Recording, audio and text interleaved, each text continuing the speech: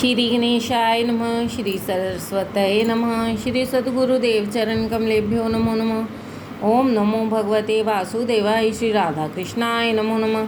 श्री रामचंद्र डोंगरे जी महाराज द्वारा रचित श्रीमद्भागवत रहस्य पंचम अध्याय भरत चरित्र। ऐसा कहते तो कई लोग हैं किंतु अर्थ नहीं समझते। कर्म कृष्णार्पण करने की भावना से ही भरत जी यज्ञ करते थे। भरत जी को युवावस्था में ही एक दिन वैराग्य हो गया।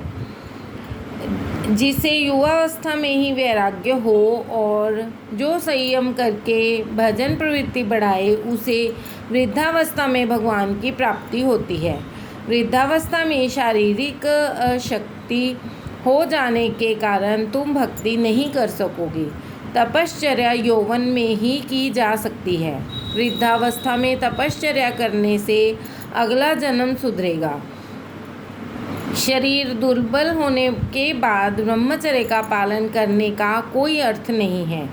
रामचंद्र जी युवावस्था में ही वन में गए थे। वनवास के समय उनकी आयु 27 वर्ष की थी। सीता जी की 18 वर्ष की। रामचंद्र जी ने यौवन में ही रावण को मारा था। तुम भी अपनी युवावस्था में काम रूपी रावण का नाश करो। वृद्धावस्था में आने वाला वैराग्य नहीं होता। जवानी में ही वैराग्य की परीक्षा होती है। जिससे पास कुछ नहीं है वह त्याग करे उसका कोई अर्थ नहीं है।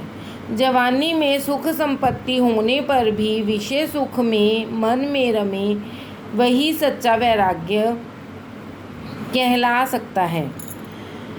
भरत जी का मन घर में नहीं लगा। राज वैभव सुख संपत्ति स्त्री पुत्र आदि सभी कुछ हैं, परंतु आंखें बंद होने पर उनमें से कुछ भी नहीं रह जाता। जन्म के पूर्व जीव का रिश्तेदार कोई नहीं होता। मृत्यु के पश्चात भी कोई रिश्तेदार नहीं रहेगा। आरंभ और परिणाम अंत में कोई न था। माया ही बीच में भरमाती है। भरत जी सोच रहे हैं कि सांसारिक सुख का उपभोग तो मैंने कई वर्षों तक किया, अब विवेक पूर्वक उसका त्याग करूँगा। उन्होंने यौवन में बुद्धिपूर्वक त्याग किया। विषयों को अनिच्छा से बलात् छोड़ना पड़े तो दुख होता है, किंतु विषयों को समझ बूझकर स्वैच्छिक त्याग करने से शांति की प्राप्ति होती है। यदि विषय हमें छोड़ जाएं तो अशांति होती है, किंतु यदि स्वयं हम उन्हें छोड़ दें तो शांति प्राप्त होती है। राधे राधे। 6 वस्तुओं में माया। परमात्मा ने इन 6 वस्तुओं में माया रखी है जिसमें मन फंसता है। भोजन, द्रव्य, वस्त्र, स्त्री, घर और पुस्तक। उनमें प्रथम 4 प्रधान हैं, अन्य 2 गौण हैं। इनमें स्त्री की निंदा नहीं है, काम सुख की निंदा है। ईश्वर की माया विचित्र है। भरत मुनि ने राज्य का त्याग किया, रानियों का त्याग किया, सर्वस्व का त्याग करके वन में गए। वन में एक मृग बाल से स्नेह हो गया और अपने मन में उसे स्थान दे बैठे। इस आसक्ति के कारण उनका भजन ध्यान आदि खंडित हो गया और उन्हें मृग योनि में जन्म लेना पड़ा। अतः अपने घर चाहे किसी को भी रख लो, किंतु मन में तो किसी को भी बसने मत दो। मन में किसी को बसाओगे तो प्रभु भजन में वह बाधा रूप होगा। जगत में किसी भी पदार्थ से इतना तो स्नेह मत करो कि जिससे वह स्नेह तुम्हारी प्रभु भक्ति में बाधा बन जाए। भरत मुनि के मन में मृग बाल के लिए आसक्ति ने जन्म लिया। वह उनके लिए पुनर्जन्म का भी कारण बना। संकल्प वासना पुनर्जन्म का कारण बनता है। मन में अन्य किसी भी वस्तु का प्रवेश होने पर मन मोहन वहाँ से भाग निकलते हैं। श्री राम कृष्ण परमहंस कहते थे कि संसार में नौका की भांति रहना चाहिए। पानी पर रहने से नौका तैरती रहेगी, किंतु यदि नौका में पानी भर जाए तो वह डूब जाएगी। इसी प्रकार संसार में तुम रहो, किंतु उसे अपने में रहने मत दो, अर्थात निर्लेप भाव से संसार में रहो। शरीर नौका है, संसार समुद्र है और विषय जल है। विषयों का चिंतन करते रहने से आत्म शक्ति नष्ट होती है। ममता बंध करता है। मन के मरने पर ही मुक्ति प्राप्त होती है। बंधन मन का होता है, आत्मा का नहीं। आत्मा तो मुक्त ही है। ग्रह त्याग की आवश्यकता नहीं है। ग्रह में सावधान होकर रहना है। प्रतिकूल परिस्थिति में प्रहलाद घर में रहे और उनकी भक्ति में कोई बाधा न डाल सका, जबकि वन में एकांत में भी भरत जी मृगबाल पर आसक्त हुए और भजन न कर सके। प्रतिकूल संयोग में, प्रतिकूल वातावरण में भजन किस प्रकार किया जाए, यह प्रहलाद ने जगत को बताया है। और अनुकूल वातावरण के होने पर भी मनुष्य सावधान ना रहे तो वह भजन नहीं कर सकता है। ऐसा हम भरत के दृष्टांत से समझ सकते हैं। घर में समाहित वस्तुएं भजन में बाधा रूप नहीं हैं, किंतु मन में बसी हुई वस्तुएं बाधा रूप हैं। ग्रह त्यागी महात्माओं को माया किस प्रकार सताती है, वह यह कथा बताती है।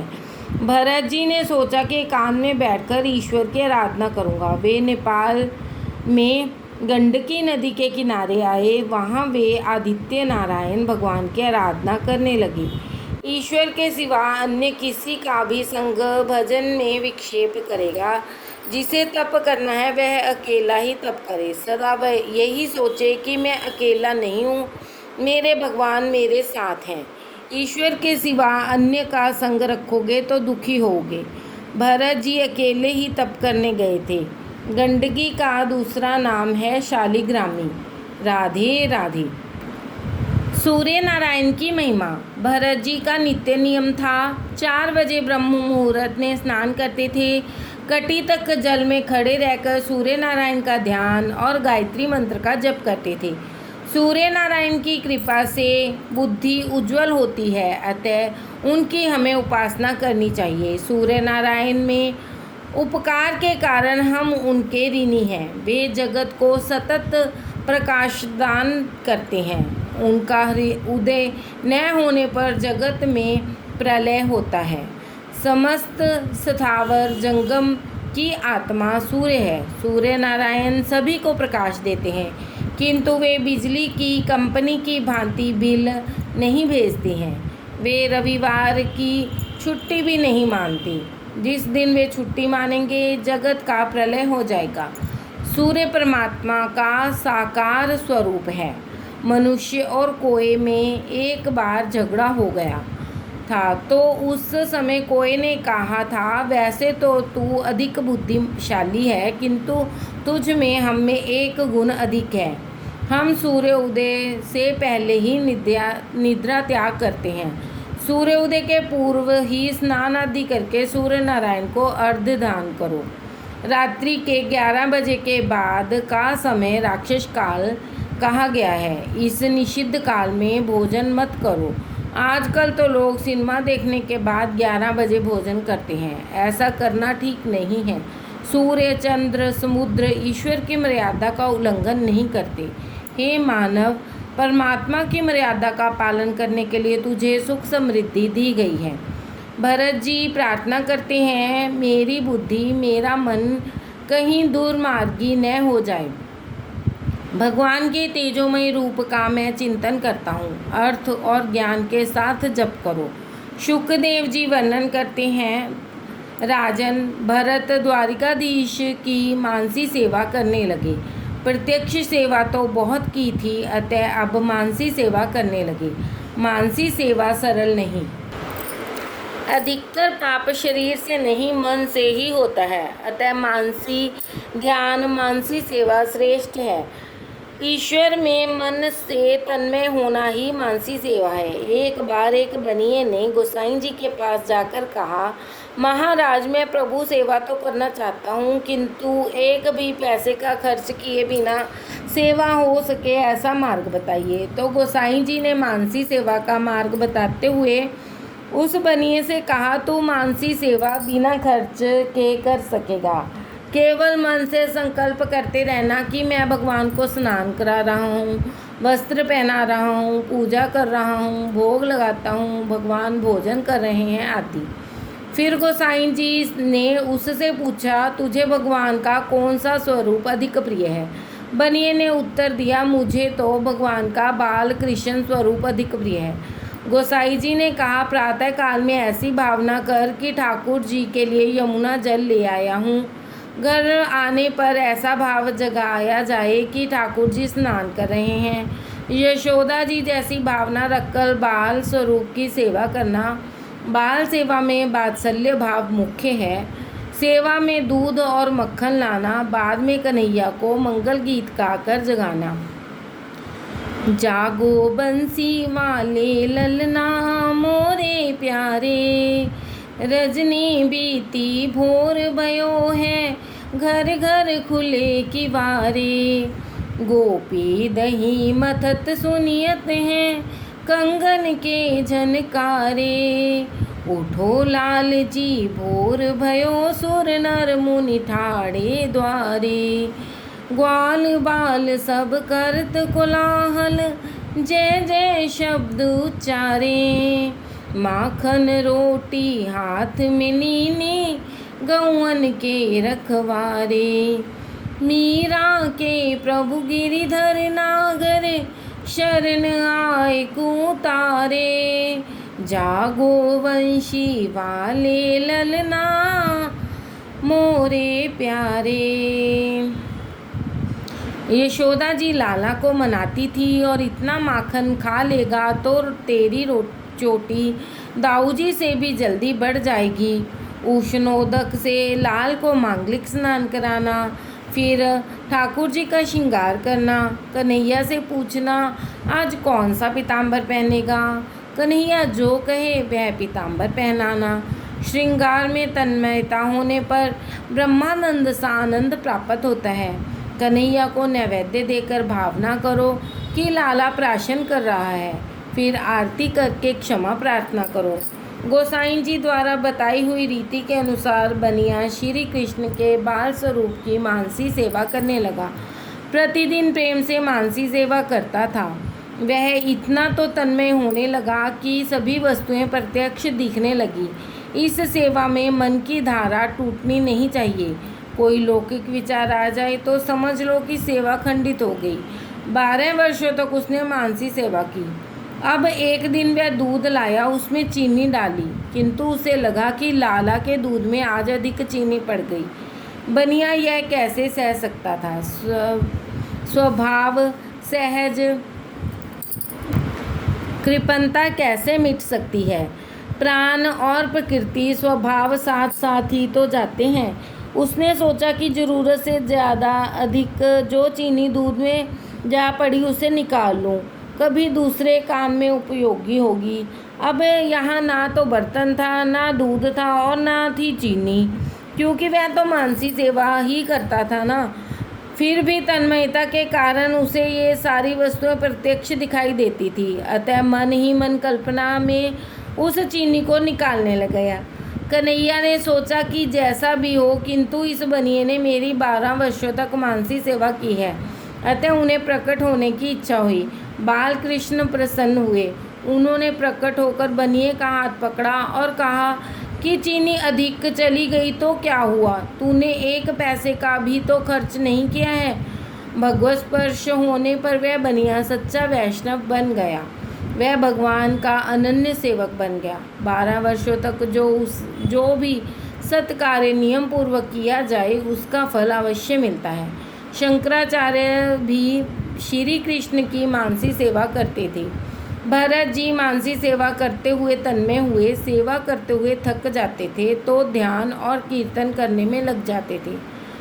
प्रभु के पीछे जो लगता है उसे ही माया सताती है। सांसारिक विषयों में जो फंसा हुआ है उसे माया नहीं सताती, क्योंकि माया मानती है कि यह तो मरा हुआ ही है, फिर इसे और क्या मारूं। जो व्यक्ति प्रभु के पीछे पड़ा हुआ है उसे ही माया अधिक सताती है, किंतु जो माया के प्रवाह में बहता होगा उसके लिए वह बाधा रूप नहीं होती। माया मानती है कि वह तो मेरा बंदी है ही। माया की गति बड़ी विचित्र है। कमर तक जल में भरत जी खड़े हुए थे। ग्रीष्म ऋतु थी। एक गर्भवती हिरनी प्रातःकाल जलपान करने आई। इतने में कहीं से सिंह ने गर्जना की, जिससे वह हिरनी भयभीत हो गई। उसने सोचा कि गंडकी नदी पार कर लूं। उसने जोर से छलांग मारी। प्रसव काल समीप था, अतः हिरन बाल का जन्म हो गया और वह नदी के जल में गिर पड़ा। दूसरे किनारे पर हिरनी की भी मृत्यु हो गई।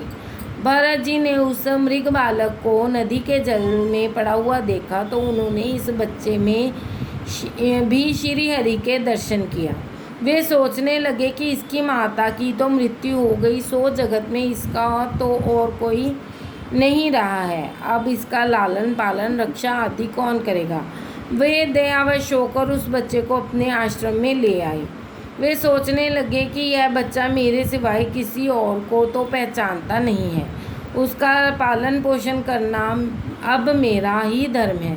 मैं इसकी उपेक्षा करूँगा तो यह मर जाएगा। मैं ही इसका पिता हूँ और मैं ही इसकी माता हूँ। इसका पालन पोषण रक्षा करना मेरा ही कर्तव्य है।